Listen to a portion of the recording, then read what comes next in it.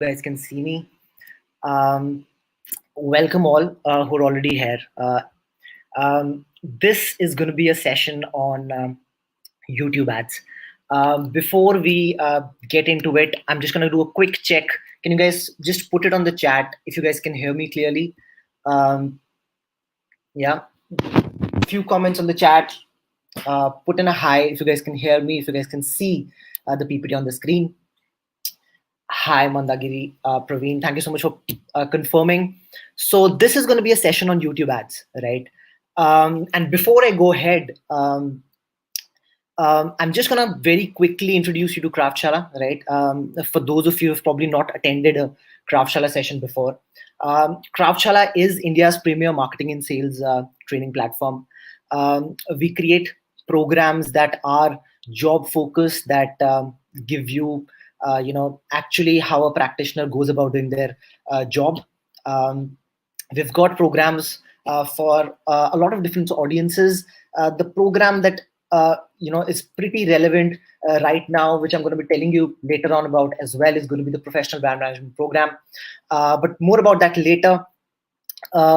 This session is about YouTube ads, guys. So let's get right to it. Right now, YouTube ads is YouTube as a channel is something which there is no secret to it, that it is something which is absolutely big, and we're going to be actually looking at things that make YouTube a great platform to advertise on, and we're also going to be going into the nitty-gritties of this specific platform and how can you really make the best use of this platform for your brand as well.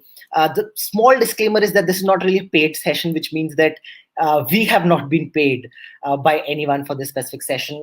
These insights that we're going to provide to you are have been collated based on our experience and the experience of different digital marketers, different marketers that we've spoken to itself.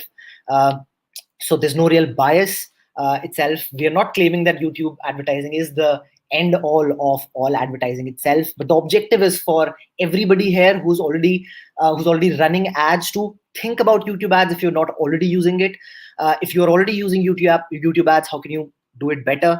And for those who've never run ads or never run YouTube ads itself, this is going to be building good fundamentals, good building blocks itself, right?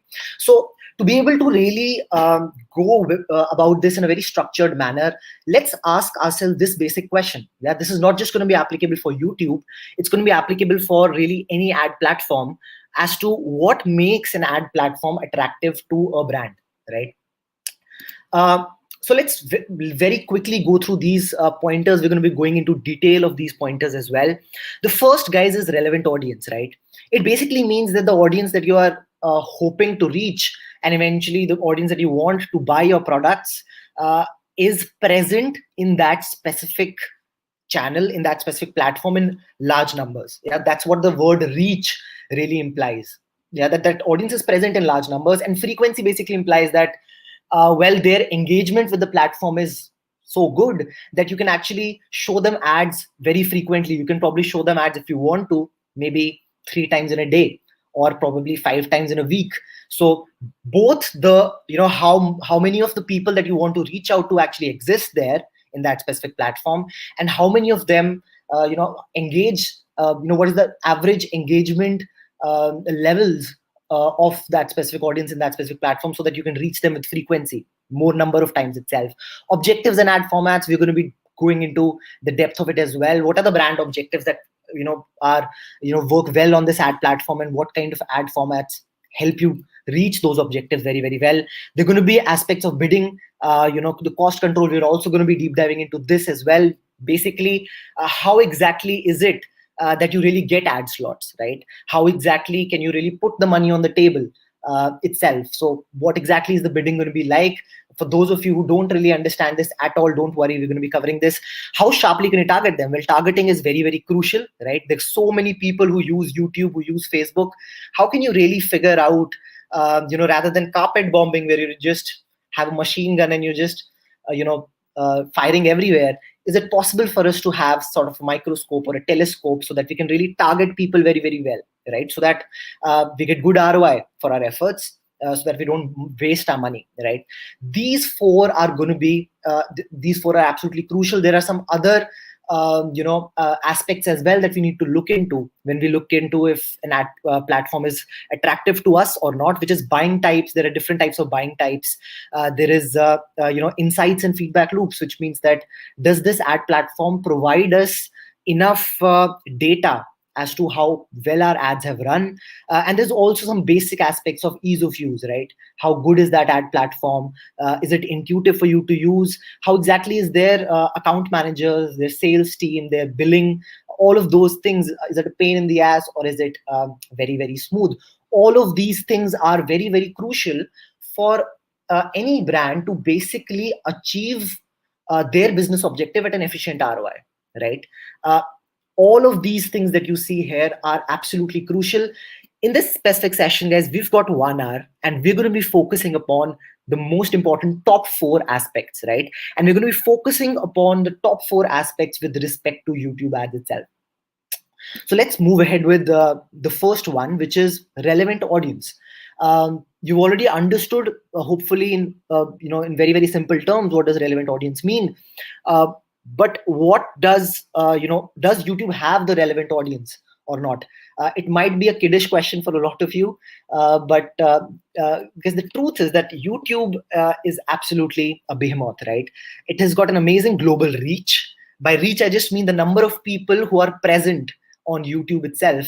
The number is actually 2 billion logged in monthly users on YouTube at a world level, right?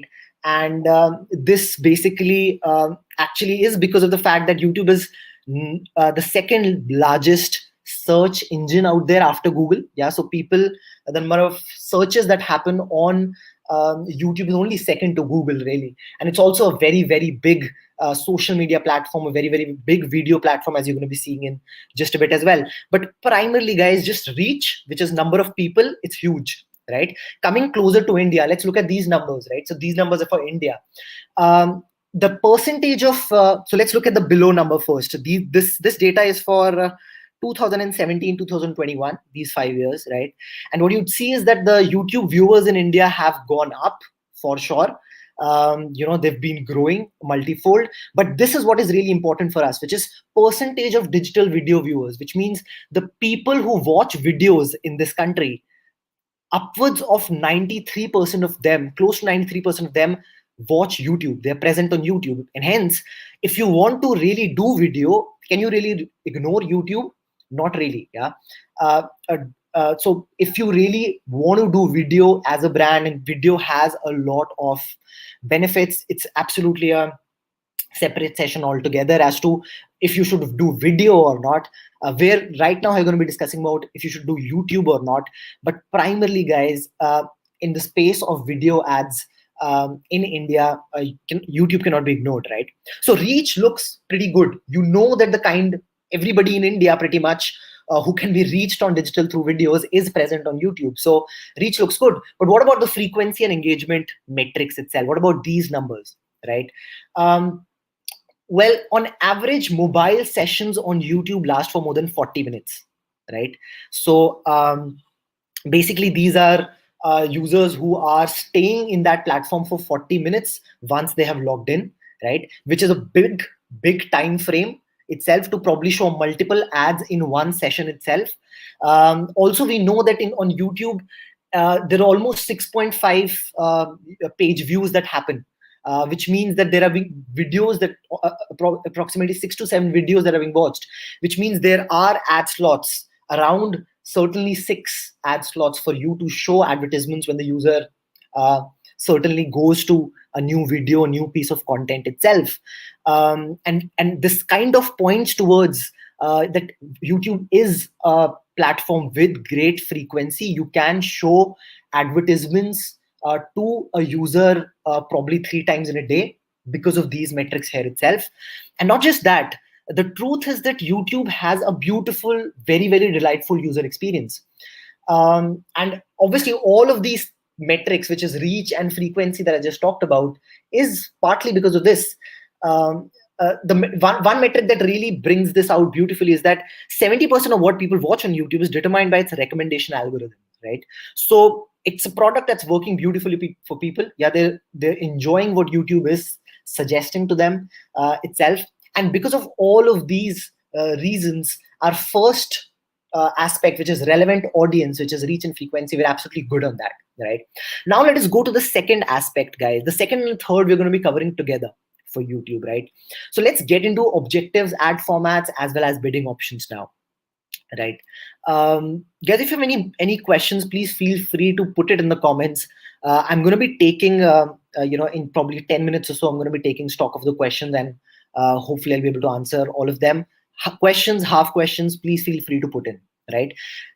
From now on, the next 15-20 minutes are going to be a little intense. So I just want you to stay with me, right? Let's get into objectives and ad formats. Let's get into bidding options, right? So as soon as we talk about objective, guys, right? As soon as we talk about that any brand has an objective, we have this marketing funnel, which is that, okay, somebody needs to first become aware about your brand, right? Which is brand awareness and reach, which is this is an objective. Yeah. This objective is primarily judged by checking that if I take a lot of people and I ask them, okay, have you heard about this brand? Yeah, have you heard about Nike? Have you heard about Apple? Have you heard about Swiggy? The amount of people who, for that specific question, give an answer that they have heard about it is awareness. There are some other types of awareness as well, but in a very, very simplistic way, you can just understand that that's what awareness objective is all about, right? Let's look at product and brand consideration. This is when you start considering a product, right? This is when now it's not just that you know the brand's name. Now it's not just that you recall the brand's name, right? Now it is that you recall the brand's name and you also know the category that the brand belongs to, right?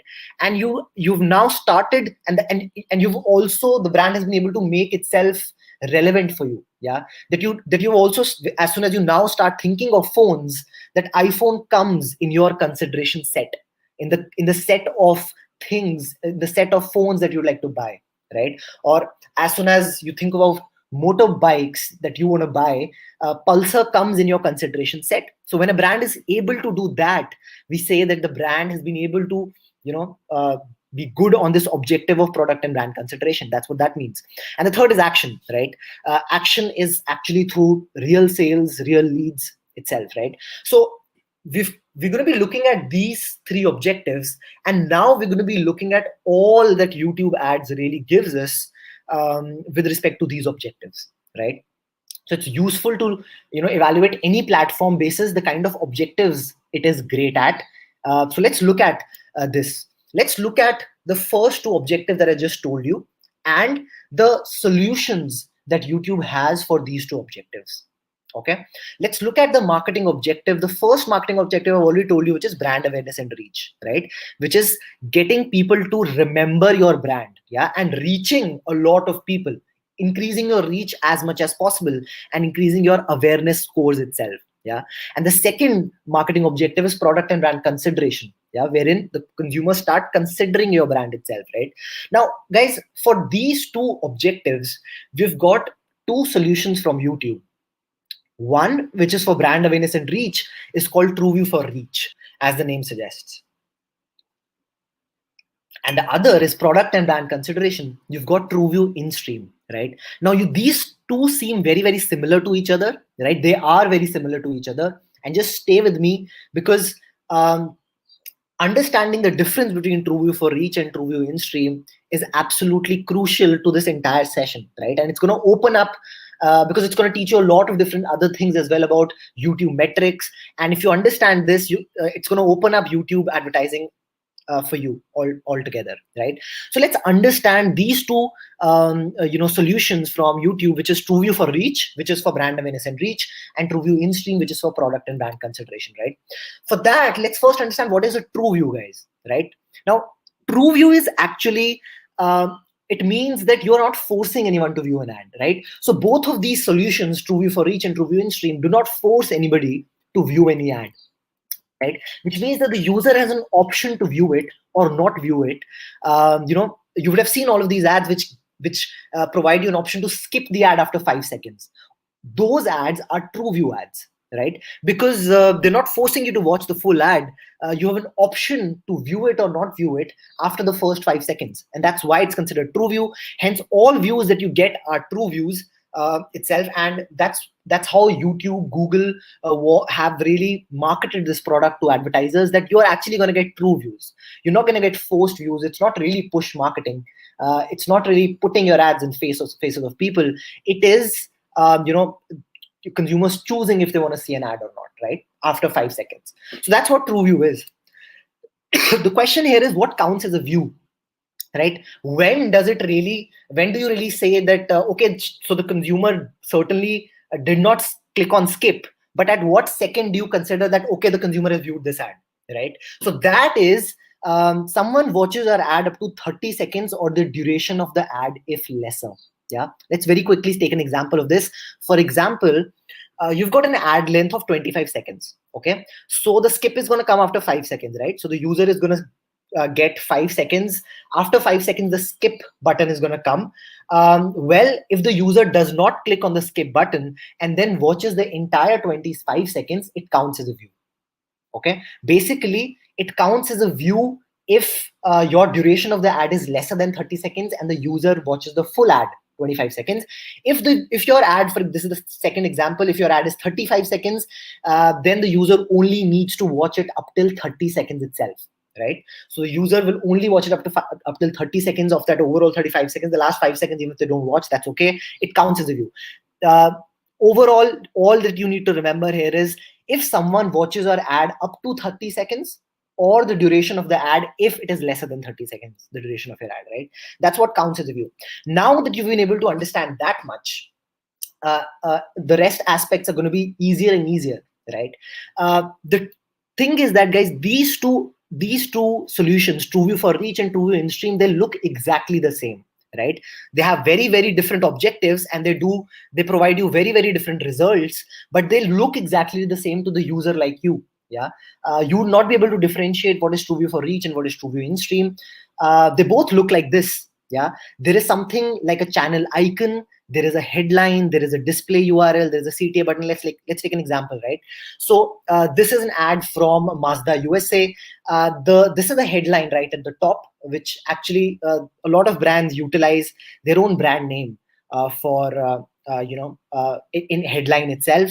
Then there is a channel icon, you can see that is also present there. There is a display URL that is also present there. This doesn't always necessarily need to be the actual URL where they're going to be taking after clicking on learn more. And then there is learn more also, which is the call to action. Okay, so both of these solutions that I've just told you, which is TrueView reach and TrueView in stream, one is for reach, which is trying to get to as many people as possible, and the other is for consideration, getting people to consider me, even if it is a small number, getting them to consider me. Both of these solutions look exactly the same. So how are they different, guys? They're different because of this aspect, right? And this is the most crucial aspect of the session to understand, right? Which is bidding.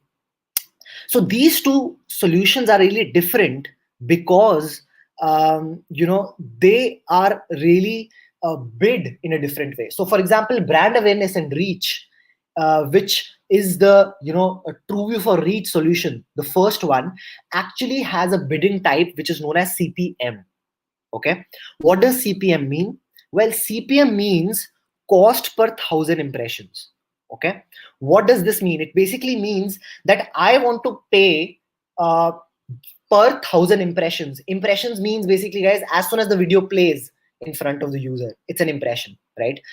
Regardless of whatever the user does after that, as soon as the impression is served, it is really it is really an impression has been served. And as soon as 1,000 of them have been served, basically I want to charge per 1,000 basis. So my metric here that I'm really going to be putting money on the table is going to be basis impressions. Yeah, so I'm going to be telling YouTube that I want to pay by impressions. Yeah, and why is this necessary? This is useful here because remember that our objective here is reach. Our objective here is awareness. I want to reach as many people as possible, right? And that is why we want to really put no curtailments on YouTube. We want to tell it that, okay, I don't care about the kind of users you give me. as soon as you just give me impressions, right? As soon as you're able to just give me as many impressions as possible, I'm happy, because it will, even if somebody sees a few seconds of your ad, even then they kind of start remembering your brand. They start remembering that, okay, if you see that ad of 2 or 3 times, you become aware of that brand, even if it is for a few seconds. And that's the objective here. And that's why the bidding is CPM, yeah, which is cost per 1,000 impressions. You're going to be basically paying by impressions, right? The product and brand considerations is TrueView in stream is actually very different, because it bids by cost per view, right? Which means that you are going to be charged only when the view happens. Okay, you are going to be charged when the view happens, only when the user has not clicked on the skip button, yeah, and then watched your ad up till 30 seconds or the duration of the ad if it's lesser. In the upper one, it's just going to be as soon as the impression is served. In the lower one, it is going to be only if the view is served itself. So I've just summarized here for you, and don't worry, we're going to be clarifying this by actual data in just a bit in the next slides itself, right? But just look at it. TrueView for reach, which basically tries to do brand awareness and tries to reach as many people as possible, you pay as soon as impression is served, yeah. And in TrueView in stream, which is product and brand consideration, you pay only when a view is served, the user clicks on CTA, right? Basically, there is a CTA as well. If the user clicks on it, it is also considered as a view itself, right? And you can see why this has been done, really, right? Because in the second one, we really want to get them to consider our brand.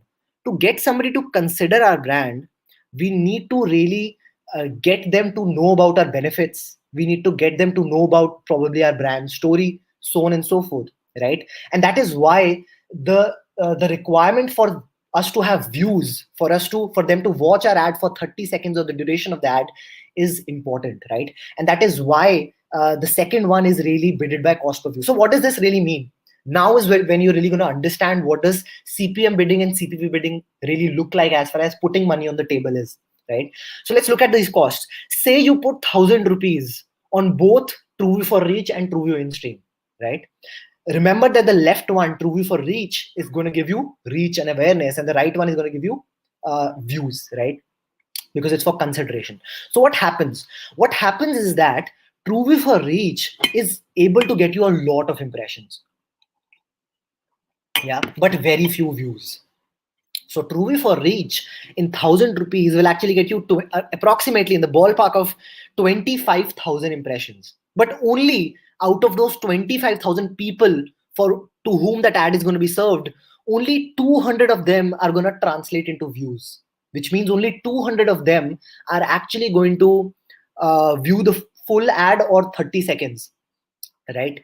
So you see, it is able to give me a lot of reach, but very few views, right? Let's look at TrueView in stream.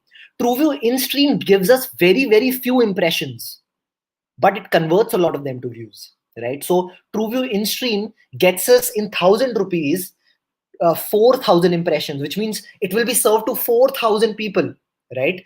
In TrueView for reach, it's going to be served 25,000 times. In TrueView in stream, it's going to be served 4,000 times. But out of those 4,000, 1,000 are going to be converting into views. And how does this happen?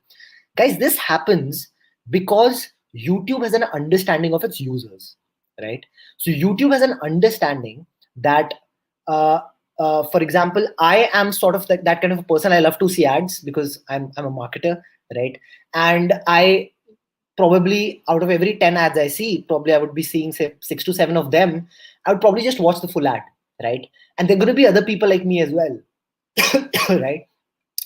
So when a marketer asks YouTube that they want to bid by CPV and they want to basically run this TrueView in stream, YouTube basically shows ads to people like me, right? There are not going to be a lot of people like me, and that is why it is only able to show 4,000 of such impressions, right? Because such people are lesser who are willing to see full ads, right? So it's only able to show ads to 4,000 people, and that's it.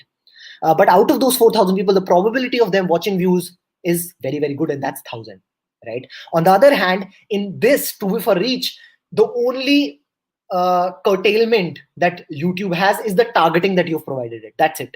So whatever you've given it as targeting, it will just look at that targeting, and in that targeting, it will just try to reach anybody who's probably online, who's probably on YouTube.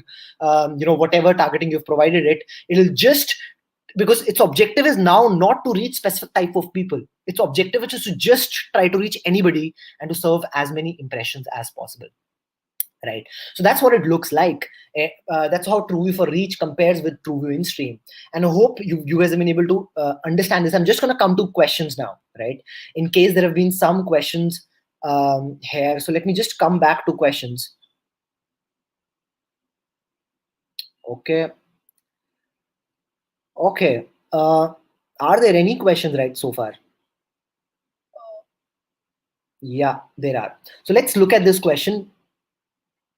Priya has asked this question, that how will TrueView for Reach help in increasing brand awareness? Well, what's going to happen, Priya, is that when you run TrueView for Reach, you're going to be able to, reach a lot of people. Imagine in just 1,000 rupees, you're able to reach 25,000 people. Sure, only 200 of them are going to really translate into views, but the rest of them, which is 24,800 people, are certainly going to get that 5-seconder of yours, right? And that's how basically, if you really spend say 1 lakh rupees on this specific campaign, you are going to get a lot, 25 lakh rupees, 25 lakh people you're going to be able to reach. And that's how more and more people are going to be aware about you. It's a very, very good ad solution to reach a lot of people, right? We're going to be just getting into the nitty-gritties of it a little bit more as well. Let's go to the question, which is, how do we identify numbers specific to industry? Example, I'm from agri fintech company and want to target farmers, but I need numbers to convince my MD and myself to use the platform. Kushal, it is not really going to be possible all the time for you to be able to do this, right? The only real way is be very, very good at networking, right? Reach out to LinkedIn, to people who work in the same sector as you. Ask them if they've run YouTube ads as well. Ask them, I'm sure a lot of farmers might probably be accessing it on their mobile phones. So how are the metrics for mobile phones? Does it work for them or not? Because even if you pick up numbers from USA, even if you pick up numbers from outside the country, it's not going to work. Indian farmers are going to be very, very different. And that's why it is very, very useful if you're able to figure out from these sources itself, by making friends, by networking, these metrics, or just convince them to at least put aside 10,000 bucks maybe and let you do it. Because at least then you'll learn, your company will learn, and you'll be able to understand if it is for you or not, if it's working for you or not. But you need to start. You need to put in something on the table, right? Okay. I'm just going to take probably one more question, guys. Let me see which one seems more relevant itself. I think this question is good. You mean to say new brand like Kia would be using TrueView for Reach and Maruti Suzuki TrueView in Stream? Well, these two are actually automobile brands, Siddharth, right? Let's take a better example, because in automobile, you kind of assume that you have enough money for customer acquisition, right? Because the ticket price is so much, right? If you convert somebody, you're gonna get a 4-5 lakh ticket price, and that's why regardless of if a brand is a new automobile brand or a brand is old automobile brand, both of them would like to do pretty much awareness as well as consideration as well as action mostly. These aspects, and I'm going to be covering it at the end of the session. I'm going to be taking examples of how there could be scenarios wherein you are a brand that really does not have money to spend on just awareness right now, right? You cannot just spend money so that you get awareness. You need actual installs. You need, and a lot of times startups like ourselves, like a lot of startups, are in the situation wherein awareness by itself does not do anything for them, because they're working on very, very small timelines. They're working on very, very small budgets, and they need to showcase value to the shareholders itself, right? And that's, in those cases, it'll probably a good, it'll be good for them to just chuck TrueView for Reach. Don't do that. probably, and straight away go for TrueView in-stream itself, right? There are a lot of questions here coming in as well, because I'll try to take as many of them as possible, but I need to get back now because we need to progress to the rest of the session as well. So let's move ahead, guys. So far, we've just looked at TrueView Reach and TrueView in-stream, right? I'm going to be giving examples later on as to how all of these things really come together for actual brands as well, right? We're going to be taking an example. Stay with me so far. You've understood so far that TrueView for Reach provides you great impressions, very few views. TrueView in-stream provides you 4,000 impressions, very good kind of conversion rate to views though, right? Now, what does the CPM numbers look like for both of them? As I've told you, CPM is cost per 1,000 impressions, right? So you can see how if here in TrueView for Reach, in 1,000 rupees, I'm getting 25,000 impressions, right? Which means that I'm getting 1,000 impressions in 40 rupees, right? You're just going to be dividing both of these figures by 25, and you're going to get 1,000 impressions in 40 rupees. So the CPM in TrueView for Reach is just 40, which means you get 1,000 impressions in 40 rupees. And I'm just reinstating these metrics over and over again, guys, because these metrics are pretty crucial for you to understand, right? This is the language of digital marketing, right? So let's look at the right one as well. Let's look at TrueView in-stream. You know that for 1,000 rupees, you get only 4,000 impressions, which means you'll get 1,000 impressions in just 250 rupees. You're just going to divide both of them by 4. That's it. And you're going to get 250 rupees. That's it. So it is much more expensive to, the impressions in TrueView in-stream is very, very expensive. That is something which you can understand from the number of impressions here as well. Let's look at another metric, which is a very important metric, is view-through rate, guys. View-through rate means that the number of impressions you got, how many of them converted into views, right? So the number of views by number of impressions, right? So if you look at here, the view-through rate for TrueView for Reach is very, very low, right? Why? Because out of 25,000 people, it's only getting 200 views. So 200 by 25,000 in 200, it's just going to be 0.8%. In TrueView in-stream, you're getting 1/4 of the people of the impressions into views, which is 25%. So we're going to be using these metrics to compare all different YouTube solutions itself, right? So this is TrueView in-stream, this is TrueView Reach, right? Now the question is before that, this is something which is also important to know, that while both of them are recommended to have an open video length, right? Both of them can have an open video length, which means you can have really as long a commercial as you want, but in the TrueView for Reach, because a lot of people, as you've just seen, are not going to go beyond the 5-second stage, right? A lot of people are not going to go beyond the ballpark numbers is that 24,800 people are just going to see that 5-seconder, and then they're going to be clicking on the skip ad, right? And that is why it is not recommended to really have a longer than 15-seconder. So the TrueView for Reach, the video length recommended is 15-seconder. TrueView in-stream, you can have it as long as you want, right? The question really is that why should you use TrueView for Reach, right? And the question that I was just addressing in just a bit is also, it also answers this specific question itself, right? The truth is, guys, that you might think that probably showing a lot of users just 5-seconder of my ad is probably not of much use, right? But the truth is, it is, right? TrueView for Reach is great because it is able to, we can show 5 seconds of our ad to users at a very, very low CPMs, right? And to do this, what all kind of video ads, what they do is that they basically put in a lot of their messaging and their brand in the first 5 seconds itself, right? So because they know a lot of people are not going to be are not going to be going beyond 5 seconds, they put their main messaging and the brand in the first 5 seconds itself, right? So if you look at this, this is basically TV compared with digital. And what you'd see in TV, this line, this red line, is what you would see is that the main messaging, you would have seen in a lot of TV commercials, it comes right at the end, right? The messaging, the eventual, so the summary, the guy speaks at the end, right? That comes in right at the end.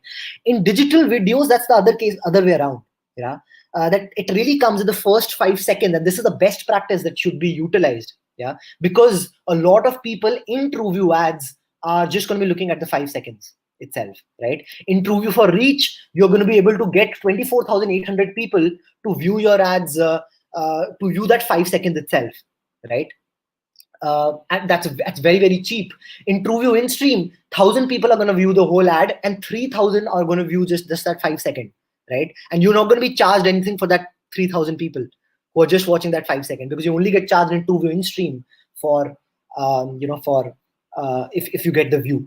But basically, guys, what we do is that we put our messaging and our brand in the first 5 seconds itself, so that TrueView for reach also works for us, right? So that TrueView works for us itself. Let's take an example. So this is an example for a very popular brand, Tide from Procter and Gamble. And what you would see here is that in the first third second of the ad itself, the main messaging of this ad, which is "machine mein bhi white ho," comes in, right?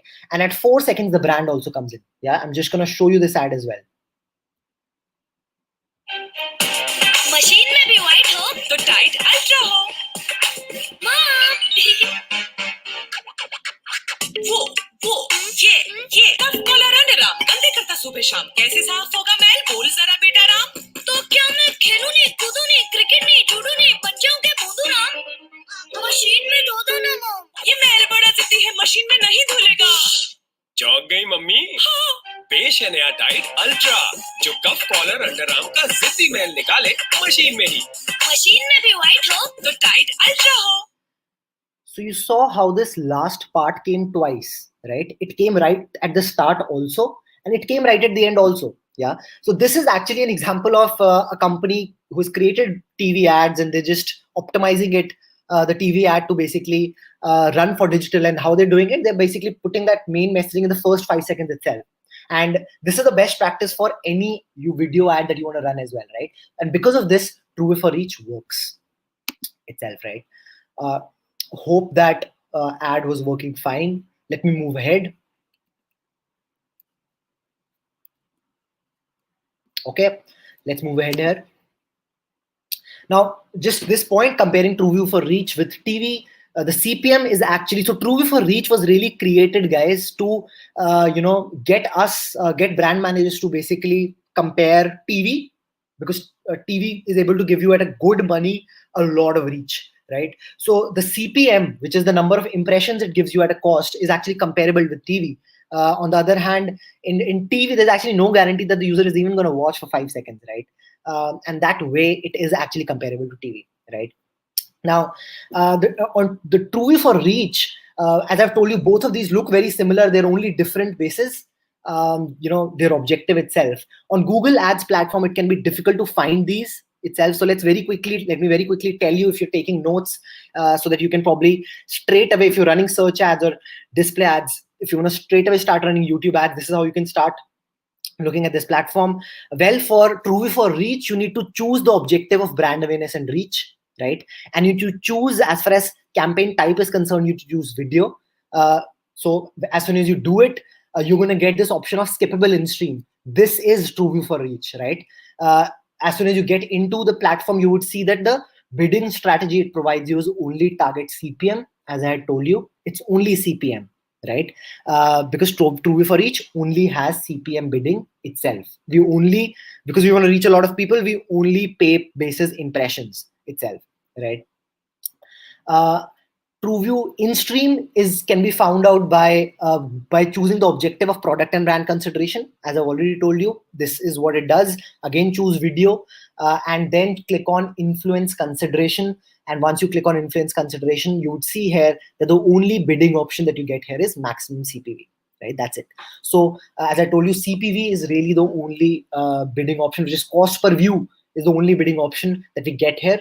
Because product, if you want to get consideration, you need to get people to view your ads. And then YouTube says, okay, why don't you pay me basis ads, the number of views I give you itself. And that's the way the logic works, right? This is how you set it up. I'll probably not go into the depth of it. Let's go to the next solution here, guys, which is bumper ads, right? It's very, very exciting format. It is also a format which lets you do brand awareness and reach. Okay, so what really is bumper ads, right? Well, bumper ads, first of all, you can see that they are not TrueView, right? They are not TrueView, which means the user does not have an option to view it or not. That's why they're not called TrueView, right? It is skippable. No, it is not skippable. Yeah, they're very, very small. non-skippable. So these are just 6-seconders, right? Bumper ads can only be 6-seconders or lesser, right? And because it's for brand awareness and reach, this is also done by CPM bidding itself, which means you have to pay by the number of impressions you get itself, right? So this is the second solution we're going to be looking at. Very, very interesting solution, again, for brand awareness and reach. Let's look at this. Bumper ad is a 6-second in-stream ad format that drives brand recall and reach, right? Again, for the same brand recall and reach objective itself. There are, guys, 3 very, very simple ways of using bumper ads. The first is tease. And you would have seen this a lot of times as well, that you tease a brand announcement with bumper ads first, which is just a teaser, a 6-seconder teaser, and then tell the full story with full-length video, true view ads that that we just discussed, right? So for you first use bumper ads, these 6-seconders, and then use the full story with, and you would have seen so many examples of this. I don't know if many of you know about this. Too Yum, this healthy chips brand, how they did a little bit of rumor mongering when they brought in Virat Kohli, and how they basically created this entire campaign of how they found Virat Kohli eating chips and how it's led down the country itself. They could have, for example, used this. First, just create a 6-second teaser of how, Sansani Cage Khulasa or something, and how they've caught Virat Kohli itself eating chips. And then in the full length video, Virat Kohli comes in itself and talks about how he did not really do it. He was eating these healthy chips itself. Let's look at an actual example here itself. This is KFC. This is what a bumper looks like, guys. That's it. That's it. You missed it probably. Let me play it again. Right? That's it. So basically KFC for a QSR brand, for a quick service restaurant brand, new launches, new innovations is very, very important. And they've created a bumper ad first that just teases. They just says KFC is about to come up with something new. This was, I think, in Malaysia. And then they came up with this 30-seconder, which... What you've been waiting for is finally here. This is the new KFC Super G-Mite Box. 4 KFC nuggets, 1 KFC chicken, small crispier fries, 1 regular carbonated drink. Get more for less from only ringgit 95. Choose from 5 different boxes. KFC Super G-Mite Box, so worth it. Yeah. So you see how you use it for teasing, right? Just a 6-seconder. It's very, very useful because it's cheaper, as I will just show you in the cost comparison as well. But just like real estate, like a 6-seconder is going to be cheaper. So it is cheaper. You can first create sort of a, you can first tease, and then you can launch the bigger campaign, which is going to be talking about the overall thing. The other way is amplify, wherein basically you run bumper ads and you run the longer form ads together for incremental reach. Basically, you're just running them together. You've created a 6-second version, you've created a longer version, and you use these two together because it is going to give you incremental reach, because bumper ads is again cheaper, right? So it's going to be able to give you a lot many more people itself. So this is another thing that people do. I have an example for you for Pamper Pants, but I don't think so. It's really going to be bringing out anything very, very specific, right? It is just a 6-seconder cut and a 30-seconder cut itself. So let's go to the third one, which is echo. Now, this is the opposite of tease. This is basically that you tell the full story with the true view ad, which is the longer one, and then remarket to users with the follow-up message or reminder. You can actually remarket to users, right? Which is only the people who have actually seen your full story, who actually saw your full story itself, and only show to those people your ad. That can be done, and that is echo, right? So the example of echo was this. So Mercedes created this amazing campaign, which is a big campaign itself. And then they came up with this echo ad itself. It's a bumper ad, which just tried to remind them about this launch of theirs itself. Let me just play this.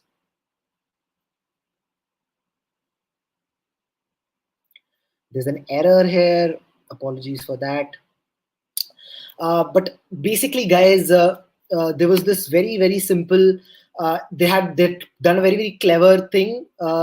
Their core proposition of this product was that it goes from 0 to 4 seconds. It goes from 0 to, I think, 100 or a specific speed in just 4 seconds. And that's what this bumper also had, right? And at the end, it had this call to action as well. It had this, check out, book, etc., etc. as well. So that's what Echo can do. You can follow up with a message or a reminder. This is the way in which you can use bumper and TrueView ads in conjunction to each other. Now, the problem with bumper ads, guys, is that, as you can see here in red, in bumper ads, because it's a push ad, right? Because it's not a true view, it's a push ad. The user does not have a choice to really view the ad itself. In bumper ads, guys, views count don't increase, right? Which means that even if you spend 10 lakhs on a bumper ad and you reach out to 1 crore people, even then the views on that ad is just going to be about whatever 100 or 200 itself. And this might seem small to you, but for brand managers like us, it is something which is a important metric, right? It showcases to the bosses that we have run a good campaign. It showcases to the shareholders that it's a social proof to users as well, that, oh, this campaign is really it's been seen by a lot of people, so this brand is popular, etc., etc. So remember that for both of the previous ad solutions that we just looked at, views count. For bumper ads, they don't. And can you retarget people from bumper ads? No, you cannot retarget people through bumper ads as well, right? What does this mean? Well, in YouTube ads, guys, retargeting can be done by creating something called a cookie pool. Okay, cookies, I'm sure a lot of you might have already heard about, or if you visit any website, websites can put cookies in your browser, and basis that they can actually then identify you again itself, right? So a cookie pool basically is a pool of people who have done something with respect to your website before, right? And on YouTube, you can actually retarget people who have done any of these things before. You can retarget people who have viewed any video from a channel before. You can retarget people who have viewed certain videos before. You can retarget people who viewed any ad as an ad from a channel before. But you cannot retarget people who've seen a bumper ad and who've seen a non-skippable ad. And we're going to be looking at non-skippable ads also in just a bit. But as I was just telling you, bumper ads who've seen, you cannot just show ads to those people. You cannot retarget them, right? Then you might have a question, okay, how is this happening, right? So I've just told you how in bumper ads, you can tease, which is you first run the bumper ad and then you run the second ad as well. This was not remarketing, guys, right? This was not remarketing, which means in tease, you cannot first show the bumper ad and only show the full length ad to people who saw the bumper ad. That cannot be done, because in bumper, we cannot retarget, we cannot remarket, right? This was just from the perspective that, okay, for the first 1 week or 2 weeks, you run tease, you run bumper ads, and then the next weeks you run TrueView. It will not be able to guarantee that you are reaching those people who've seen your bumper ads itself, right? But if you spend enough money and you've got good targeting, it will happen. But it is not retargeting. This echo, this is retargeting. Why?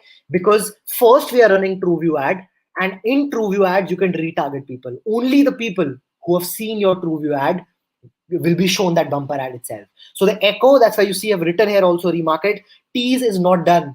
You cannot retarget people who have seen bumper ads. And these are some of the problems with bumper ads, guys, right? View counts, and you can't retarget as well, right? Let's look at how the cost works out. So you saw how costs work out for TrueView for reach and TrueView in-stream. How do they compare? Let's compare bumper ads with this as well, right?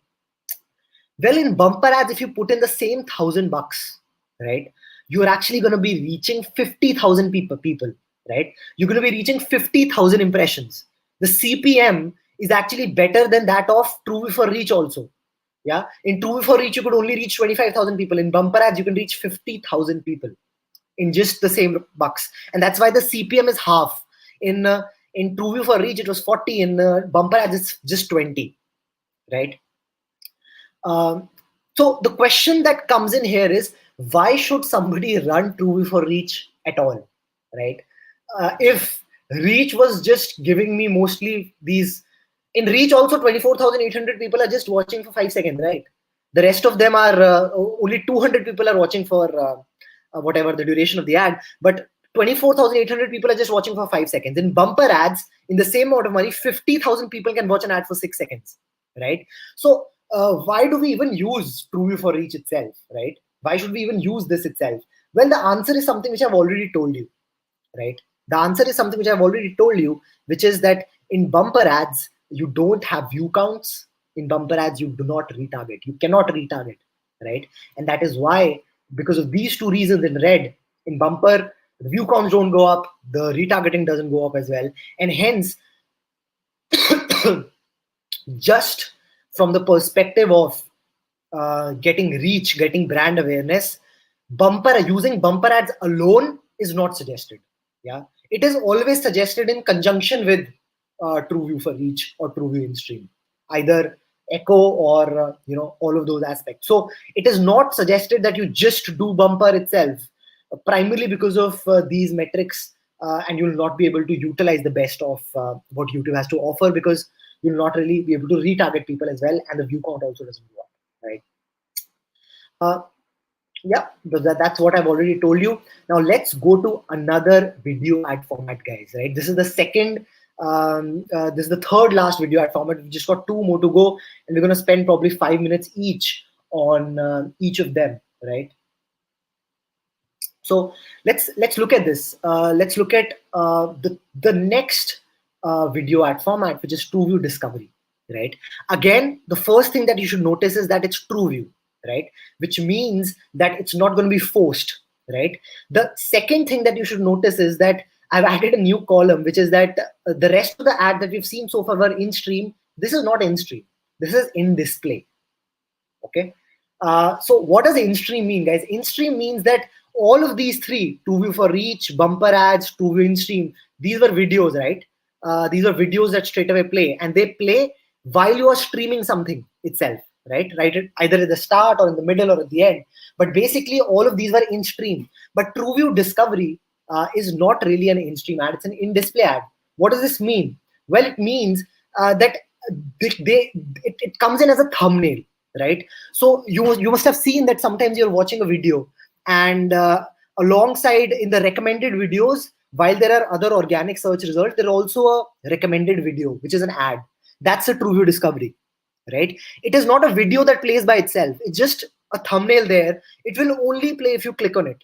Yeah, so it's actually it's similar to a display ad, right? It's just a listing of the video there, and it's got ad written there. It will only play if you click on it, but it's called TrueView Discovery. Why? Because you're not pushing a user to view it, right? The user is, if the user finds it relevant, they're going to click on it, and then it's going to view.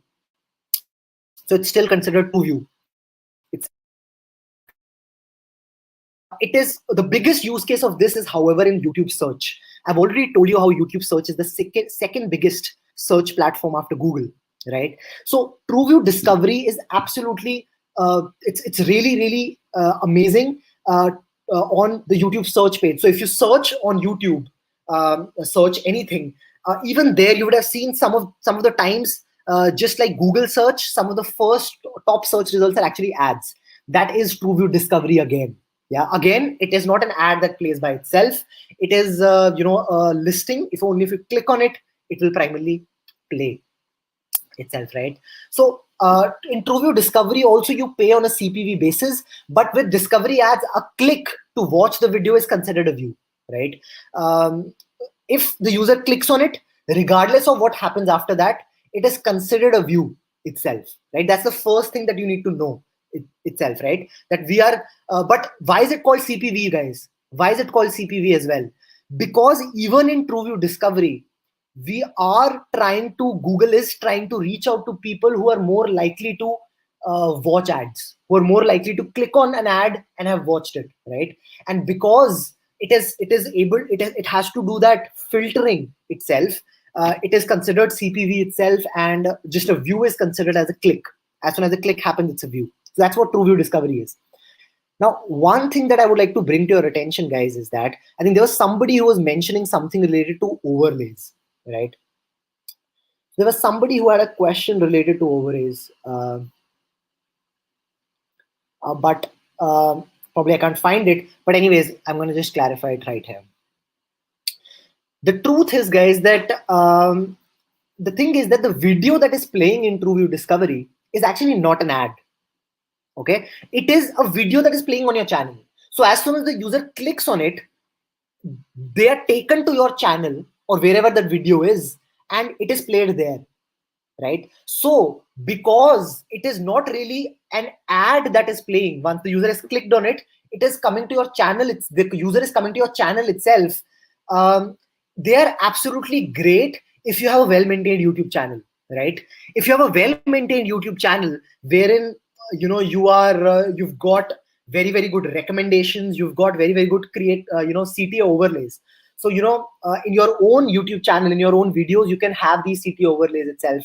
If you've I'm sure all of you would have seen these text things which you can click on, or you can also at the end on your own channel, on your own video, at the end in the recommended videos, the next videos that play, you also have some control there as well, right? So in those places, basically, if you have a well-maintained YouTube channel, you will be able to get clicks on your YouTube discovery, TrueView discovery ads. They'll come to your channel, and there you'll be able to probably get the user to other ads of yours, or yours, and get them down on your funnel, right? Get them to consider you. And that is why TrueView discovery is something which is actually very good for brand consideration. Yeah, because first of all, you are only going to get charged if people click on your ad, right? YouTube is going to find people who are probably have clicked on ads before. Obviously, your targeting is going to be there as well, but even you're only going to be charged if people click on your ad itself and they come to your YouTube channel.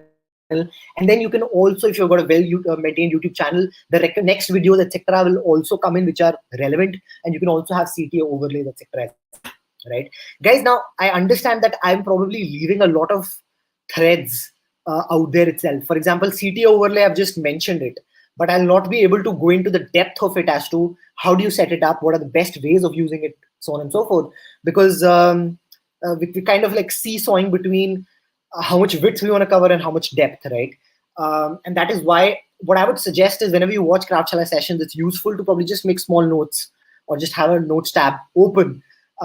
If you reach out to us later on, if you reach out to us on an Instagram channel, or just you can research it by yourself as well, just do more research on it later, or we can help you out later as well, right? But basically that's true video discovery ads itself. In video discovery ads, a lot of things matter itself, and that's why the cost analysis is a little difficult to give you. I'm just going to tell you that the video discovery ads is something which has a cost per view around between around 1.5 to 2 rupees is what we have seen, right? But I would suggest, if you want to try it out, if you've got very relevant if you've got very relevant videos for certain queries that are being searched on YouTube, right? If you know that for your brand, that something is being searched, and I have a great content on that, then I would absolutely suggest that you should go for TrueView discovery. Absolutely, right? And how much you're going to be charged for it depends a lot on your headline of that specific video, the kind of keyword, the kind of number of people who search for that keyword, etc. But I would suggest try it out. Set some money aside for it and try it out itself, right? How do we find TrueView video discovery ads, TrueView discovery here? By just, again, selecting product and brand consideration and selecting video. This is, so far as you can see, is same as TrueView in-stream, right? So the truth is that TrueView in-stream and video discovery are actually, they're in the platform, they're present in the same option, which is influence consideration. You can see here, influence consideration of your products or brands with skippable in-stream ads, which is the TrueView in-stream, which I talked about earlier, or video discovery ads, which I'm talking about now. So these two come in together, and later on, you can actually choose when you move ahead. You can choose here if you want to do a skippable in-stream, which is TrueView in-stream, or you want to do a video discovery ad itself, right? And in the video discovery ad, you need to put in a headline. You can put in a description as well. You can put in all of these things as well. But just do a quick search on Google as to what does video discovery. I think this session is really for you to guys start considering things which are out of your eyesight right now as marketers, and that's what we're trying to do here itself, right?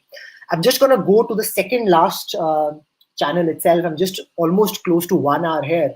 So probably we have another 15-20 minutes to go, right? I'm going to go to the second last solution here, which is non-skippable ad, right? Now, guys, the non-skippable ad format is something which is also present for, which is also great for brand awareness and reach, yeah, itself. It is something which is in stream because it's an ad, which it's a video that just starts playing. It is not skippable, right? That's the thing that you need to know about it. It's CPM bidding, again, because all of these are CPM bidding, as you would see, because we are doing for brand awareness and reach, right? The video length is only 6 second to 15 second, right? Views don't get count. Can you retarget? No as well. So think of non-skippable ads as something that YouTube has given to marketers. Okay, bumper ads is too small. So if your message doesn't come in bumper ads and you absolutely want the users to watch your ad compulsorily full, you want a push ad, then I'm going to give the push ad to you, but I'm not going to go beyond 15 seconds, right? So YouTube does not let you go beyond 15 seconds on the ad platform. Yeah, it does not let you show non-skippable ads greater than 15 seconds, right? Sure, there are longer ads, but those ads are TrueView for reach or TrueView in stream. They are not non-skippable ads. So non-skippable ads between 6 second to 15 second, that's all allowed. Let's understand a little bit about non-skippable ads. Because users have to watch the full ad in order to continue viewing content, these ads typically have higher CPMs than other ad formats on YouTube. That's fair. That's right? Because the user, because it's compulsorily you have to show the ad, and YouTube actually cares for its user experience. It would certainly probably not want to show ads to people who hate watching ads. Again, it has to filter. It has to, it has to go for a smaller audience itself, right? And also because it's absolutely compulsory, it's more expensive. Yeah, the CPMs are more expensive. Also, there's very, very limited inventory for non-skippable ads. This statement basically, inventory means that, I mean, for a lot of you, it might just be very, very clear, but I've got this question in the past, so I'm just trying to explain what does inventory mean. It means that YouTube, as an advertising platform, and their team have set aside that we do not want greater than a specific percentage of non-skippable ads, because they know that if they increase the percentage of non-skippable ads to skippable ads, then the user experience goes down, right? Because non-skippable ads are actually, they're a pain point, they're a pain in the ass. A lot of people hate ads, and when they see a non-skippable ad, the users will actually close the tab altogether itself. They just leave YouTube itself, right? And that is why they've kept a very, very limited inventory for non-skippable ads, right? Let's compare how does it really compare to other ad formats. So if you look at non-skippable ads, if you put $1,000 in a non-skippable ad, you are gonna get only 2,000 impressions. Yeah, so the CPM is actually even double of TrueView in stream, right? But the thing is that so you're gonna get just 2,000 impressions. But out of those 2,000 impressions, you're going to get about 1,800 views. You're going to get about 90% view through rate, basically, right? Because you're basically compulsorily getting everybody to see that ad, right? But still, there is a 10% dropout. There's a 10% dropout, which means there is probably around 5 to 10% people just drop out, close the tab altogether itself, right? What you see here after this data is that the cost per view, because in $1,000 we are getting how many views? We are getting 1,800 views. In TrueView in stream, we were getting 1,000 rupees, 1,000 views itself, right? So the cost per view for non-skippable ad is actually lesser than TrueView in stream itself, right? The TrueView in stream cost per view is ₹1, and non-skippable cost per view is ₹0.56. Then what are we even talking about? Then why do we consider this as a reach advertising tool, right, and not a consideration advertising tool itself, right? And why do we even use TrueView in stream altogether, right? Why shouldn't we just be using non-skippable ads itself, right? Well, guys, now there are a few answers to this that must be already clear to you. Again, as I've already told you, non-skippable ads, the view count doesn't go up, you're not able to retarget as well, right? Now, those two things which are also problems for bumper ads are present here as well. But add to that the aspect that you are kind of forcing people to watch the ad. So unless and until you can own, you are absolutely sure that this and you've created a very niche targeting, and you're very sure that this niche targeting is going to love this ad, yeah, only then you can probably go ahead with non-skippable ads itself, right? Only then you can be sure that, all right, these 1800 people who are going to see my ad, they're going to be considering my product itself, right? Only if you're sure about that, then it is probably also going to do the job of consideration for you, right? But again, the problem is that it is only 6 seconds to 15 seconds, right? That's it. So in 15 seconds, telling your brand story or telling your brand benefits itself is difficult, right? And that is why it is still considered as a reach tool itself, right? That in 1800 people, you are certainly going to get, for this small niche audience, you're going to get a great awareness itself, right? You're going to get a good ad recall itself, but it's not consideration. It's not considered a consideration or a brand consideration tool or a solution itself, primarily because it's forced. It doesn't have it's just 6 seconds to 15 seconds, so there's not a lot of time. Also, the problems which were there with bumper ads, which is view count doesn't go up and retargeting doesn't happen, are also present there, right? And now let me just guys, I am going to be taking examples of how do all of these come together as well, right? So just stay with me.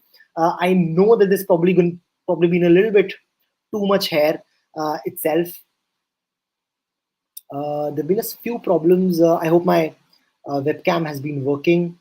Webcam has been working absolutely fine so far. Let me go back, right? Let's very quickly compare this last ad format that I want to talk about, which is for the third. So far we've just been discussing about that first two objectives itself. Now we've gone to the third objective, which is action, right? And for this action objective, we've got TrueView for action. Now, TrueView for action looks absolutely same as TrueView for reach and TrueView in stream. Yeah, it is an in-stream ad. It looks exactly the same as the first two ad formats that we looked at, which is TrueView for reach and TrueView in stream. However, again, the only difference is the bidding. Yeah.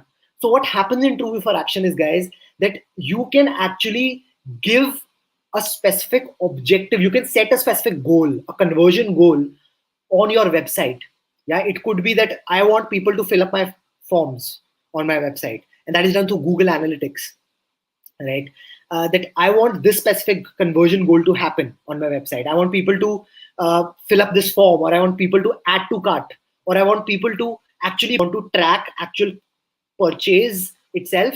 Then the goal really is the final thank you page that comes. Okay, the thank you page has come, and that's how Google understands that, okay, the purchase has happened.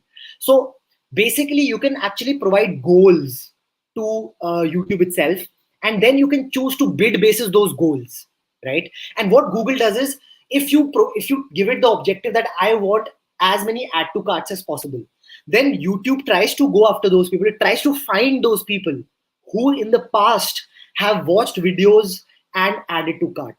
Yeah, it basically has a lot of such signals, but it again is trying to do those things itself. Again, it has to go to a very filtered audience here, right? So it tries to find people who, basis their past behavior, have really done that conversion objective itself that you're giving to YouTube itself, right? And that is why, again, the bidding is also basis the same thing. Yeah, always. So the bidding is basing target CPA. Target CPA means cost per lead. Basically, whatever is your, or cost per conversion, whatever is your conversion objective. It could be lead, it could be add to cart, it could be actual conversion purchase, the purchase itself. All of these things, you can actually give it a target CPA. You can tell it that I want to get for one add to cart, I want to kind of pay this much money, and that's target CPA, right? That you've told it that I want a target cost per acquisition, I want a target cost per conversion. Sorry, yeah. And basically, that's what target CPA works like. And maximize conversions is another bidding format that you get here, which basically is just, in this much money, give me as many conversions as possible. right? So that's what True for Action does. It's a conversion goal, can be sales, can be leads, can be website traffic, it can be any of these, right? And it'll try to find those people who have probably done things like these in the past itself, right? Again, guys, it's very, very difficult to predict numbers for this because it really, really depends on so many things now. In addition to all of those, fluctuations for other ad formats, in this specific ad format, we also have the fluctuation of the page of your website. How well is the website been? How well has the website been created itself, right? What I've understood is that it varies very, very much across industries, and that's why I'm not going to be summarizing it for you. It can be really set it up in this way that you just choose sales, leads, or website traffic. You choose either of these three, and then you would see in the bidding strategy you get target CPA or get maximize conversions. You choose maximize conversions bidding strategy, guys, when you have no idea, you have no past data of how much are you really gonna be getting a conversion for, right? So you just tell it, okay, in this much money, whatever number of conversions I can get, just give me. Target CPA is when you have understood, for example, a brand like us, or a real estate brand, brands which put in a lot of, the quality of the leads matter a lot, right? And in those cases, if, for example, a real estate brand is figured out, it is that when I spend 1,000 rupees per lead, in the case of real estate, that lead would mean somebody giving the mobile number or the email address. But when I pay 1,000 rupees per lead, that is when the quality of my leads is the best. That's when they pick up my phone, they come and visit the site, etc. as well. If you have that kind of an understanding, then you can choose target CPA as well, and you can choose target CPA as close to 1,000 as well. This is a very, very simplistic way of just explaining you the difference between these two bidding options that I've just given you. But that's what bidding really works like. Yeah. All right. So finally, I've been able to complete. The main part of this specific session, which was 2 and 3. And now, guys, we're going to be bringing it all together with an example. Yeah. So the fourth part, which is how sharply can you target, I'm going to be picking up this part also along with the example itself. It's just going to take me another 10 minutes. Yeah, and we're going to be done. So now that we've looked at why is YouTube, so in the first one we looked at why YouTube has a relevant audience. It has, it was pretty obvious, but I still clarified it. It has reach, it has frequency, it's got engagement. And we've looked at some of the most, useful ad solutions that YouTube has for different objectives, right? Now let us go to targeting. What do you have for targeting? For this, we'll have to pick up a brand. So let's pick up the example of a brand like Philips. Say Philips launches a new trimmer, right? Now, the first targeting that I would like to tell you about that is present across Google's ad platform, yeah, and hence for YouTube ads also, is called in-market.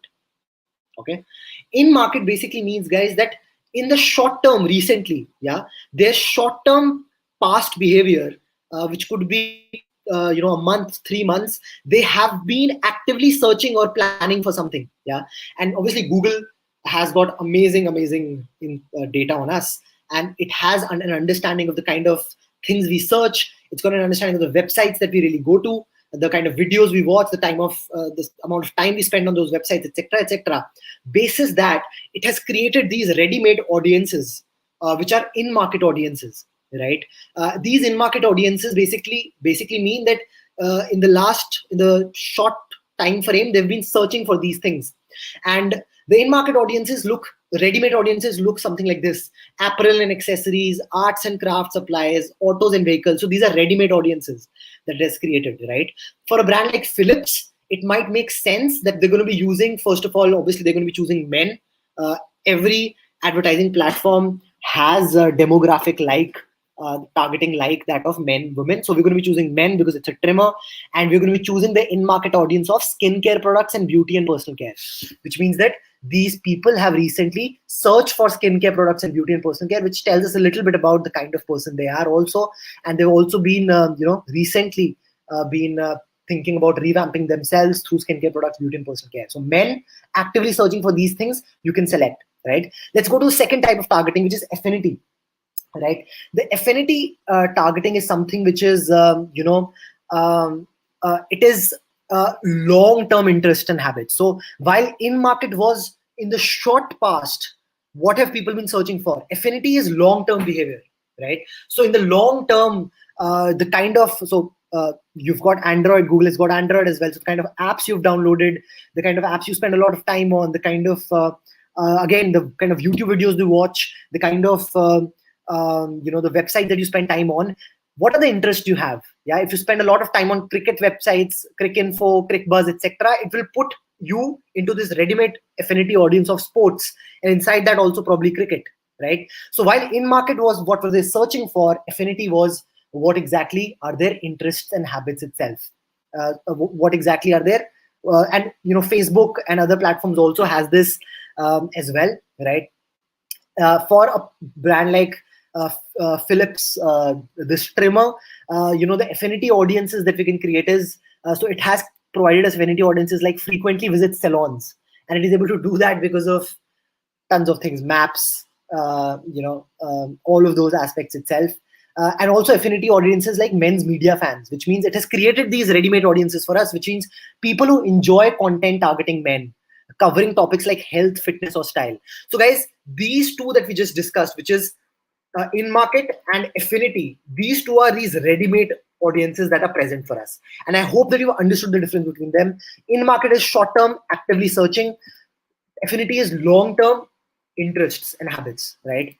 Then we've got custom intent and custom affinity. I'll not spend a lot of time on them, but in short, basically guys, custom intent is very similar to in-market, right? It is also actively searching, but instead of having ready-made audiences, you can actually create your own audiences, right? So you saw how in market it provided you these ready-made audiences that are created, ready-made sections that are created. Here you can provide Google set of keywords and URLs that you think the user might have been searching for. Yeah, because this is in market. So in the short past, people might have been searching for shaver, trimmers, easy shave, etc., etc. You can put in these keywords. So now it will create a custom intent audience for you. Similarly, custom affinities, again, rather than choosing the ready-made audiences, you can choose these, you can provide keywords and URLs, and Google will create this custom affinity for you. That, okay, people who kind of love or have affinity or habits towards these kind of things itself, right? Then you've got contextual targeting as well. Contextual targeting basically means that you're targeting the context, which means you're targeting not the person so much, but the video they're on, the channel they're on. So targeting probably for Philips trimmer, targeting beer biceps, or targeting teaching men's fashion channels like these, etc. Will be contextual targeting, guys. There is a lot more to targeting. We'll not be able to cover a lot in this. If you want to really, learn about this, please come to, just sign up to the Instagram page of Kraftshala, and we are planning to come up with a very, very specific video on just targeting for YouTube as well. So you can come there. But now let me bring this together, right? I've just given you a very, very macro outline of what exactly are the targeting options that are present for Philips as well. Now let us look at the different ad objectives and the different ad formats that we looked at. How do we really use it for a brand like Philips, right? Now what these brands do is that first they will create a master film, right? This would be the true view film itself. This is the 30-second, yeah, which has got that message in it. Let's look at this film from. Beard styling easy होती अगर हाथ ज्यादा होते, है ना? पर ये possible कहाँ? इसीलिए Philips one blade styles, one blade trims and one blade shaves बनाओ hundreds of looks. Join the one blade revolution from Philips.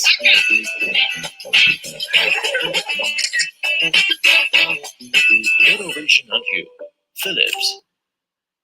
So that's the ad which primarily gets the consumers to understand about the product first up, right? So this is an example of what Philips could have done, right?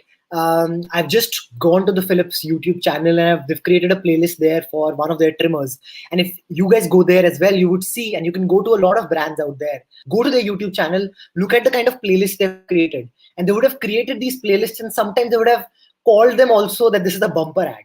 Yeah, so they've kind of put their entire strategy in front of you. So this is basically Philips. They first created a master film 30-second.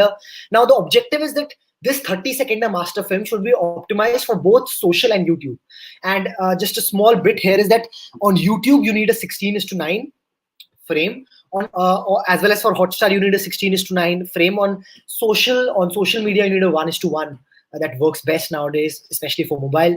The objective really is that with this film of yours, Philips with this 30-seconder should try to get as much reach as possible, but try to get a frequency of approximately 1.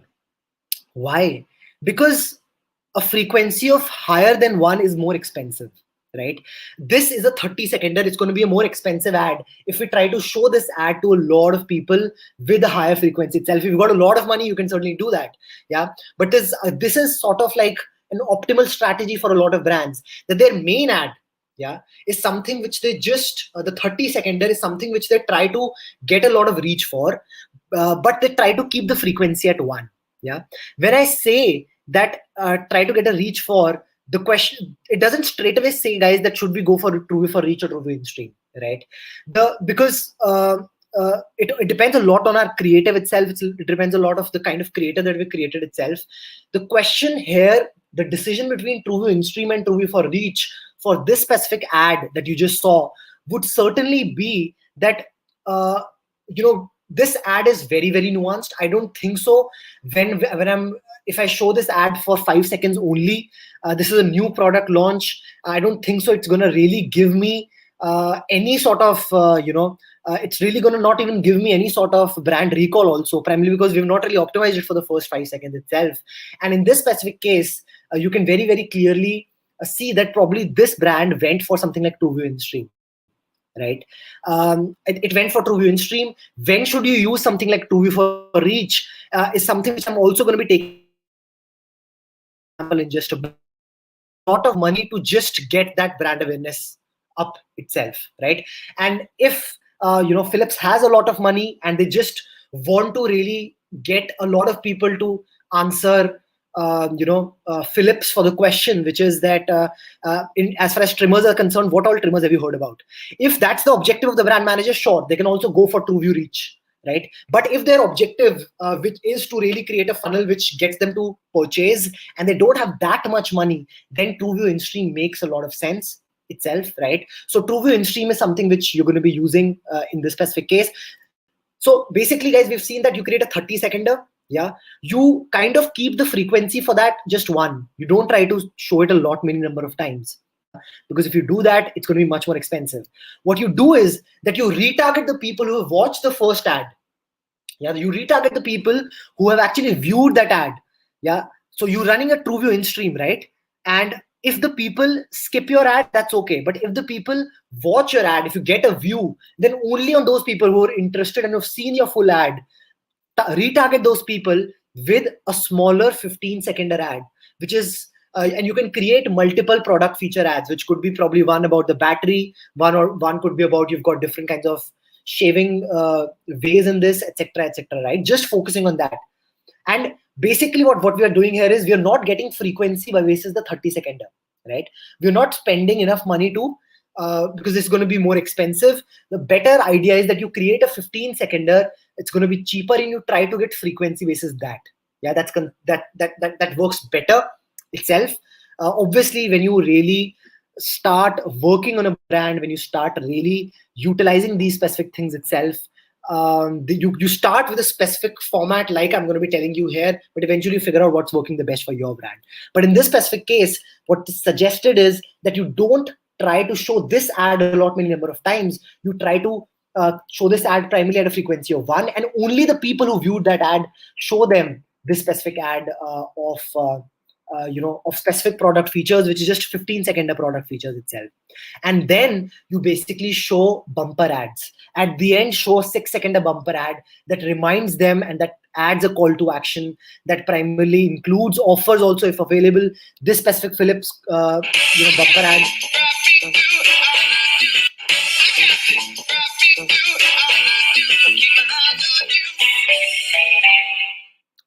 So you see what they've done, right? You see that they have their first, look at the funnel they've created, right?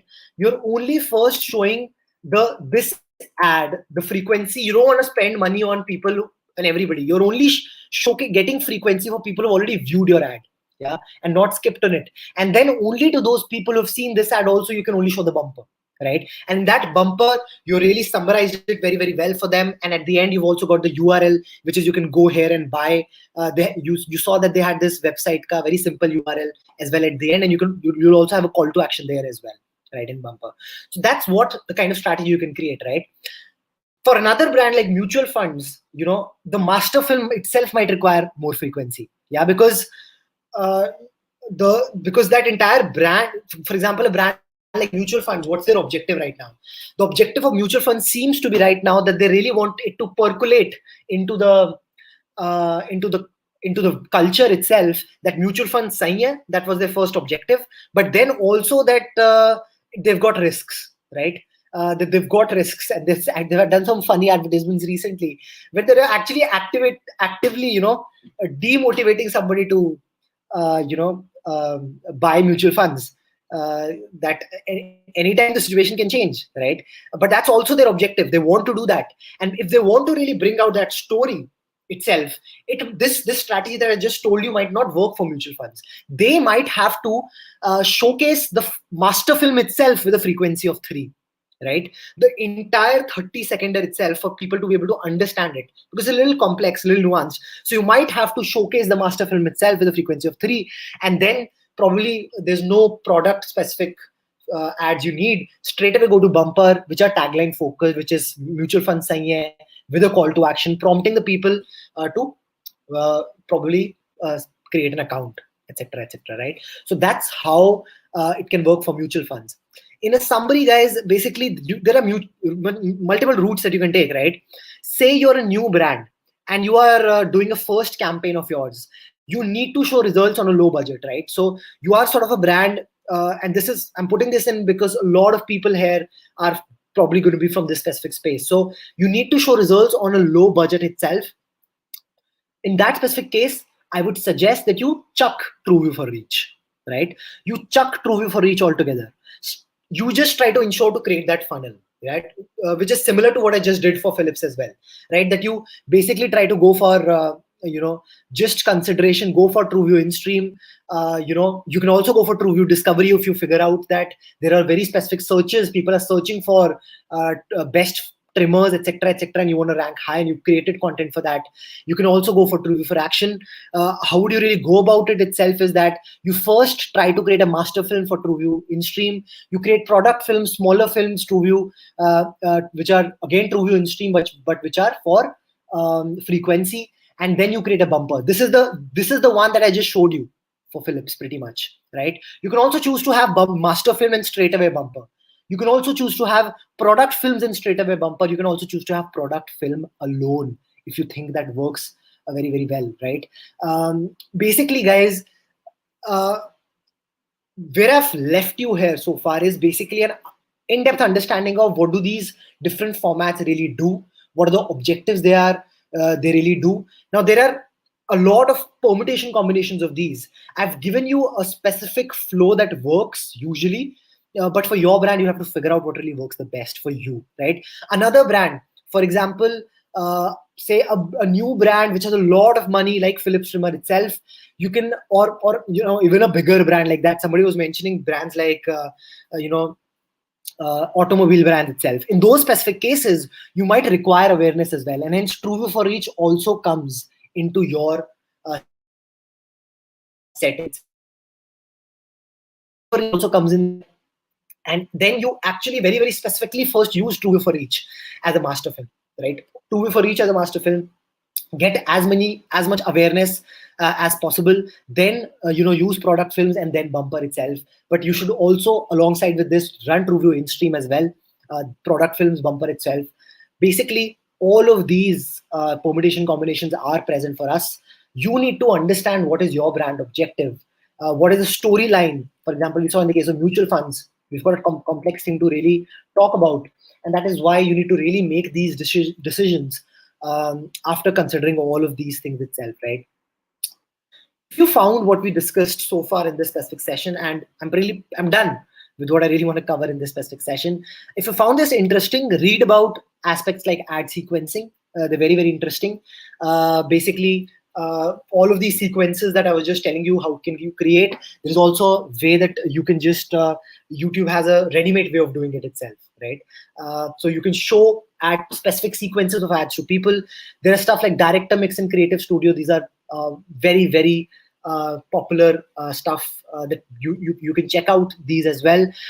Look at audience packages as well. These are something which you can only get by talking to the account manager, by talking to the sales team as well. You cannot find these things on the platform, but audience packages like Winning Hindi Entertainment, Hindi GEC, Hindi News, all of these audience packages are also available on YouTube, wherein YouTube has created a set of channels, set of videos, which would be perfect for people who love Hindi entertainment, right? And these are created, why? Because in brand managers for years and years have been buying ads on TV like this. They've been basically buying Star Plus. They've been buying, a movie channel, etc., etc. So, even YouTube has created these packages for them. English, Hindi entertainment, English entertainment, etc., etc. as well. Check out these as well. Guys, we obviously run a business here. We create programs. In this specific session, we gave you a gist of, we try to add value, which we try to do in every session. But our programs are for managers and senior manager roles. The applications are actually open right now. They've just gotten opened. And if my team could be kind enough to just put it in the chat as well, the link to the specific session, to the page as well. But please go and check out the program. This is a program which, I like to say that this program is a magnum opus of Kraftshala. We've really given it our all. It is a program which we update like crazy as things happen in the industry as well. It goes in depth and tries to really dovetail aspects of traditional marketing, which is core communication creation, right? As well as the aspects of performance marketing, which is getting those clicks, so we, from talking about aspects like GRPs, etc., as well as the digital metrics like CPCs, etc. We do all of that, and we try to put all of that in one specific scale itself. So this is a program for those of you who probably found this session useful, and you found that it was able to, even if you've been running ads, even if you've been handling a brand, it was able to add value to your life over and above itself, right? Please follow us on our Instagram. If you'd like to, we put in a lot of stuff there related to our new launches, new sessions, etc., etc. You'll not miss anything from Kraftshala if you follow our Instagram itself. This is the QR code, and I'm just going to leave it here also as I take questions. So I'm going to be taking questions in just a bit. And this is the feedback I'm going to be coming. Please, actually, this is useful if you just do this straight away. If you can just probably take in a few minutes, probably a minute or two, to just give us feedback on this session, because it will really help us add value to the marketing community of the country, and obviously improve ourselves and improve our funnel itself. So please help us improve this session. And I hope my team has also put it in the chat, and this is going to be the Instagram there as well, right? Okay, so while you do these things, let me take some of these questions. Okay, so let's go to this question.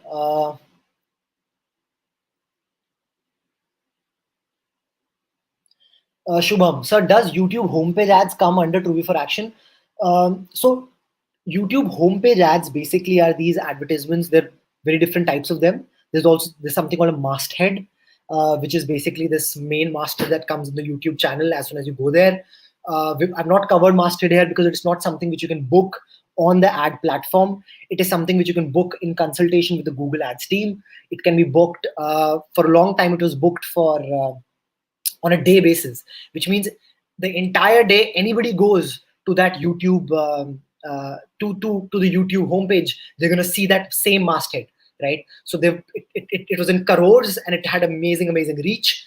It is what we call the impact ads, right, which can be compared to ads like getting a getting a big billboard in the T3 terminal in Delhi, or getting a IPL ad slot itself. These are impact ads. So that's one of the homepage ads. What I talked about, TrueView discovery ads on your search page of homepage, that's also a homepage ad. And there are some other homepage ads as well, right, which you can run from discovery. There's something called Google discovery ads, which are a little different.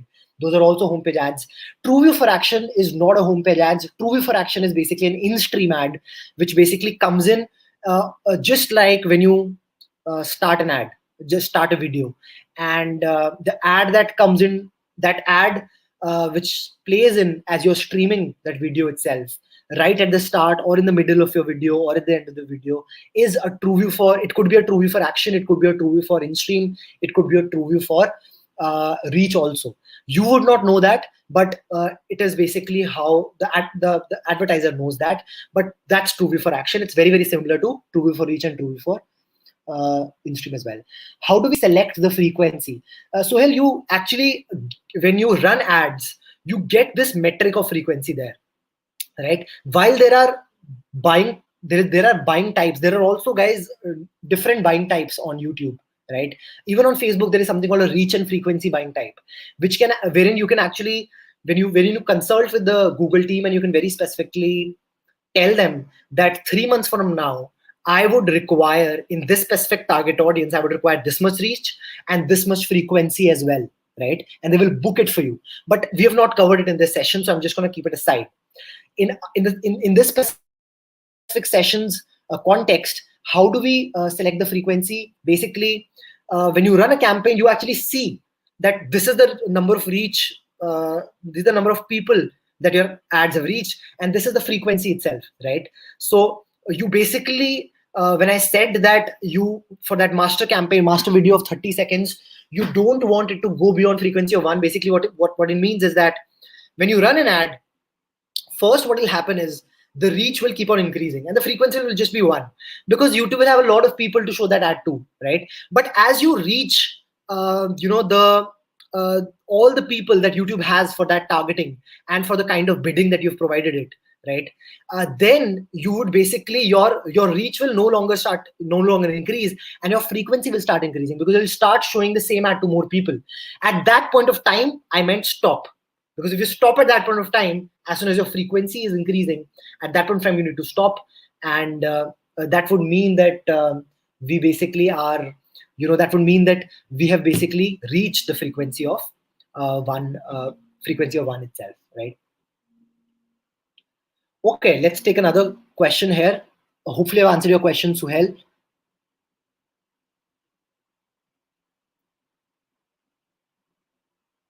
Okay, thank you, Lalit. Thank you. You like this session. Let's go to another question. Suhail, how to select frequency? Can we say TrueView for Action is equal to affiliate?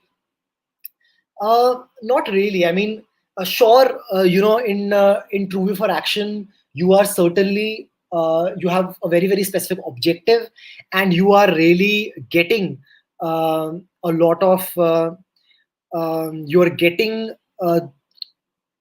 to show your ads to users who have done it in the past, right? And it is very specific, because if you run TrueView for Action, you'll be able to reach out to people who have probably filled up forms like these before, or who have clicked on add to cart, who have paid earlier, right? Affiliate is a very it's a very generic term, right? Which primarily, I don't think so it really captures TrueView for Action, right? And I would not say, while in some cases you can do affiliate marketing where you've really done a very good partnership with somebody, and in those specific cases probably you can do things like this, show on a specific page, etc, but it's not that specific as TrueView for Action. Bobby asks, TrueView in-stream or TrueView for Action, what is preferred for startups? Well, as I said, Bobby, earlier as well, right? There is no real one answer for this, right? The good thing about TrueView for Action is that TrueView for Action, so let's look at the difference between these two, right? TrueView for in-stream will basically give you a lot of views, right? It will basically get you views at as less a cost per view as it's possible, right? That's what we saw. TrueView InStream is able to get you views for a CPV which is pretty low, right? That's what's great for TrueView InStream, right? TrueView for Action is something which is great for reaching out to people who are gonna do that eventual action of yours, right?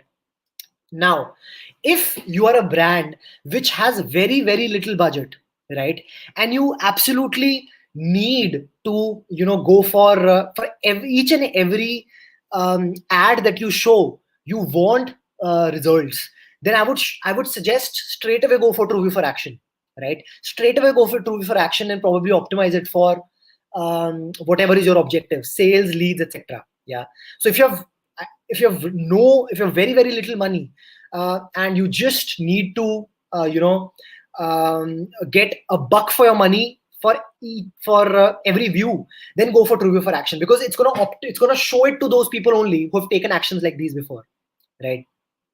However, if you have more money than that, and you also want to get some views on your video, you want to get at least a specific number of people to know about your brand, right? Even if they might not have in the past purchased or taken that action, but sure, they can get impressed by your ad, and they can then do word of mouth, they can talk to other people about it as well, right? But basically, TrueView InStream is about, if you there's no right answer for this, but I'm just creating scenarios here, trying to tell you the difference between these two platforms itself, these two solutions itself, right? TrueView for Action, you need a buck for your money for each and every view, so it's only going to be shown to people who take actions like that. TrueView InStream, if you have a little bit more money than that, if you want to get some brand awareness, if you want to get because TrueView for Action is going to reach even fewer people, TrueView InStream is going to reach a little bit more people. Why? Because TrueView InStream is optimizing for views, TrueView for Action is optimizing for a final action, right? So that's primarily what I would like to say about this right now. It's a little bit of a nuanced question, but I think for now, this is the kind of understanding basis this session is something which we can talk about. Let's go to another question.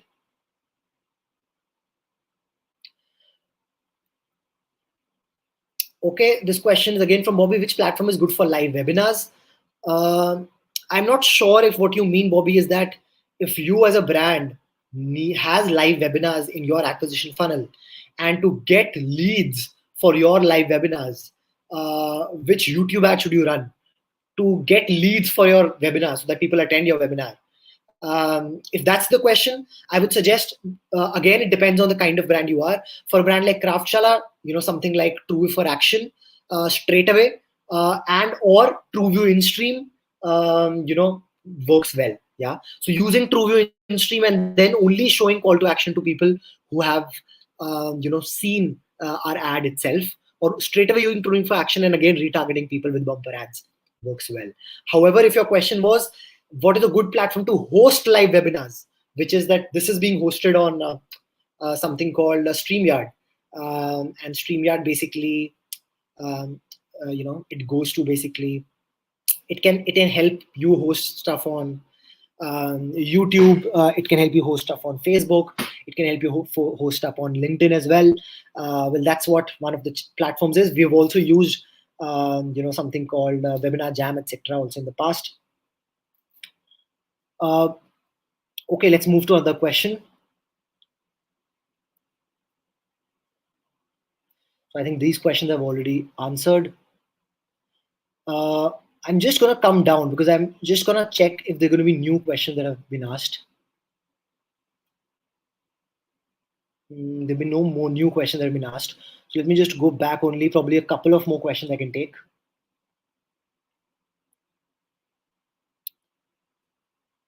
Yeah, so this is the question. Thanks, Kushal, for pointing that out. How does overlays ads work for the brand awareness? They possibly have the same type of brand reach like in-stream ads. I think I think in this specific session, because we've just talked about overlays, right now, let me just talk about overlays itself. Overlays at this specific aspect, what we've studied so far, overlays are great once you have been able to, basically getting people to click on something after they've seen your ad itself, right? So that's great. It is something which I would say not great for brand awareness, but it's great for that getting them to go to your website or getting them to take that action itself. Okay, cool. Great. What's good is, guys, that we've still got 146 of you here. So I hope this specific session was a value add. And I hope whoever stayed back was able to understand something. The point really is that this is not something which is to absorb, right? This is something for you to try out, right? If you just absorb stuff at this stage and don't do anything about it, you're going to lose all of it. So the best case scenario is that you go back and read more about this, whatever we did here. And if you can't do that, if you can't run ads, if you're a student, then I would suggest at least, so the best case scenario is if you run ads and start inculcating these things itself. And if you can't do that, then read more about these aspects. There is a lot of stuff out there. Obviously, if you're interested in really learning these things, with actual brands that you're going to be running campaigns on, with in-depth feedbacks, etc., then there is a program that we have for you as well. Please reach out to us for this program as well. And that's all I have for you here. Hopefully this session was of use to all of you. Let's talk again. Thank you so much.